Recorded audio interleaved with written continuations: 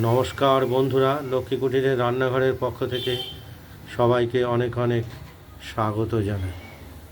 আমরা প্রতিদিনের মতো আজকেও একটা রান্নার রেসিপির ভিডিও নিয়ে এসেছি। সেটি হলো রুই মাছ আলু দিয়ে ঝোল রেসিপি। আমরা রুই মাছ দুটো পিসকে পিসই হবে দুজনা একবেলা। নুন হলুদ মাখিয়ে কড়াইতে ভেজে নিচ্ছি, দেখতেই পাচ্ছেন। এটাই মশলা তুলে দিই।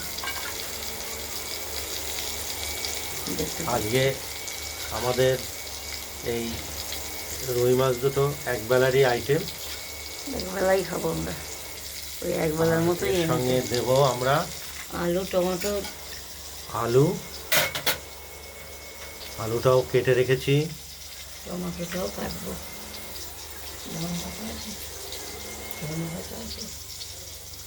আর টমেটোটাও কাটবো। এই টমেটোটাও কিছুটা দেবো, অর্ধেক মতো দেবো মাছে। আর এর সঙ্গে আমরা যে মশলাটা ব্যবহার করব মাছে, সেটা আমরা আগেই বেটে রেখেছি। জিরে, আদা, কাঁচা লঙ্কা, কোনো পেঁয়াজ রসুন নয়। মাছগুলোকে আমরা আরেকবার উল্টে দিলাম। উল্টে দেয়নি, ভাজা হয়নি,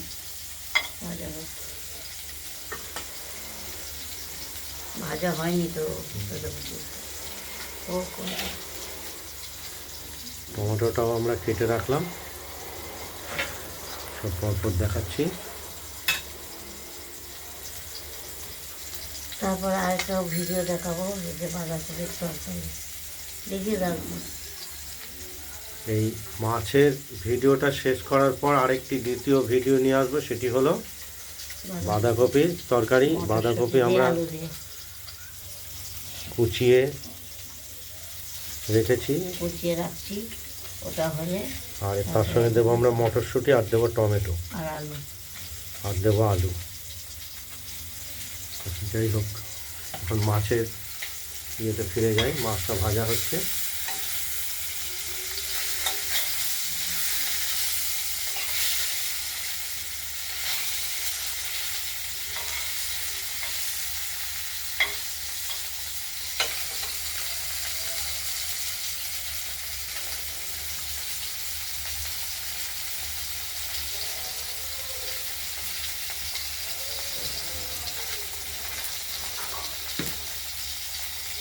দেখতে থাকুন, মাছটা ভাজা হোক। পিস মাছ ভাজা হয়ে গেছে, এবার আমরা নামিয়ে নেব। এবার ফোড়ন দেবো, তেজপাতা, শুকনো লঙ্কা আর কালো জিরে।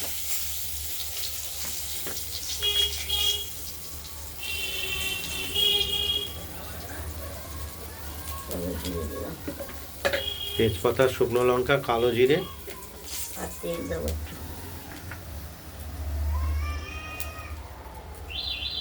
তেল সামান্য একটু দিতে হবে।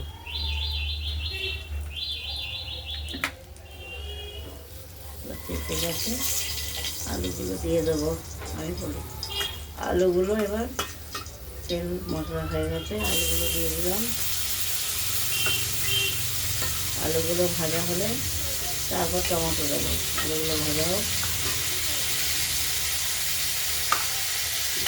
আলুগুলো ভাজা হোক, তারপর দেখাচ্ছি।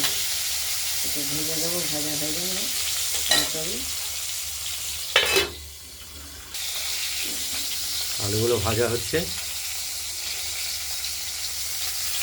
একটু ভাজা হয়ে গেছে, আর একটু তেল দেবো।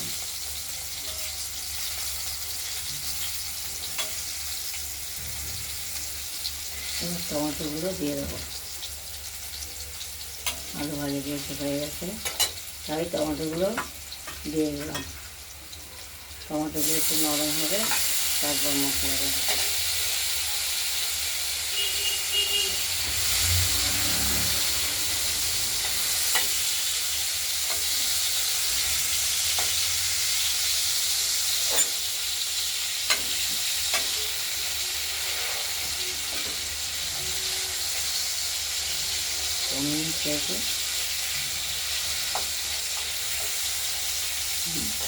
টমেটোগুলোকে একটু নরম করে নেব।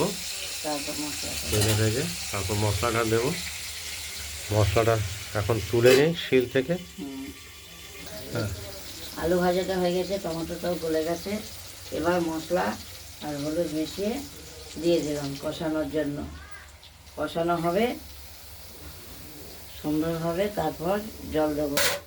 কষিয়ে নিই। এবার কষানো হচ্ছে, কষানো হোক, তারপর দেখাবো আপনাকে। একটু ঢেকে দিই। আজকে মা করাবে না, ওই জন্য হ্যাঁ, মশলাটা কষানো হচ্ছে। আর একটু কষবে, তারপরে জল দেবো। এখনো কষা হয়নি কমপ্লিট।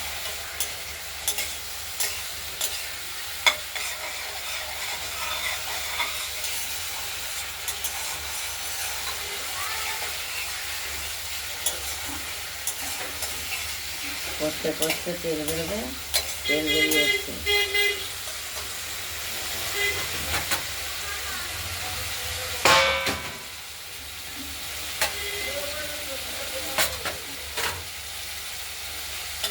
এবার মশলাটা কষে গেছে, তেল বেরিয়ে গেছে।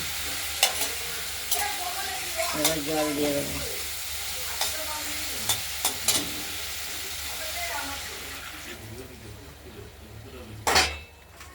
এই মাছ ভাজা নুন হলুদ তেল আছে, এটা ধুয়েও মাছটা দিয়ে দেবো।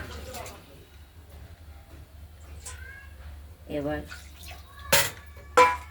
নেড়ে চেড়ে ঢেকে দেবো, দিয়ে আলুটা সেদ্ধ হলে আর ঝোলটা নুন হলেই রেডি হয়ে যাবে। ঢেকে দিলাম। ঝোলটা ফুটছে, এবার নুনটা দেখবো আলুটা সেদ্ধ হয়েছে কিনা। হয়ে এসছে, আর একটু হবে। ঝোলটা একটু দেখি নুনটা ঠিকঠাক আছে কিনা।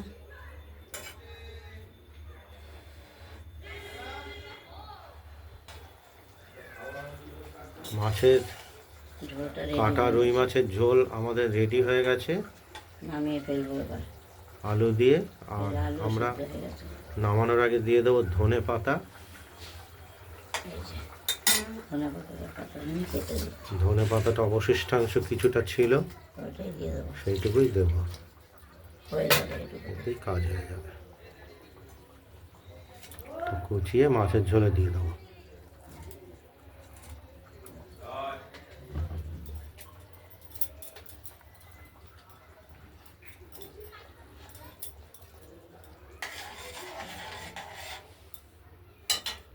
মাছের ঝোলটা আমাদের রেডি হয়ে গেছে, আমরা নামিয়ে ফেললাম, থালায় বেড়ে ফেলবো। দেখতেই পাচ্ছেন।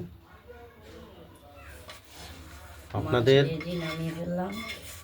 যদি এই রুই মাছের ঝোল রেসিপিটি যদি ভালো লাগে, তাহলে আপনারা এই রুই মাছের ঝোল রেসিপিটি বানিয়ে ফেলুন, দিয়ে আমাকে কমেন্টে জানাবেন যে আপনাদের ঝোল রেসিপিটি কেমন হয়েছে। কীরকম হয়েছে। ভিডিওটি ভালো লাগলে লাইক করবেন, শেয়ার করে দেবেন। আর লক্ষ্মী কুটিরের রান্নাঘরের চ্যানেলটি যদি আপনাদের ভালো লাগে, তাহলে আপনারা সাবস্ক্রাইব করে রাখবেন। ভালো থাকবে। তাহলে আমরা একটু উৎসাহ পাবো।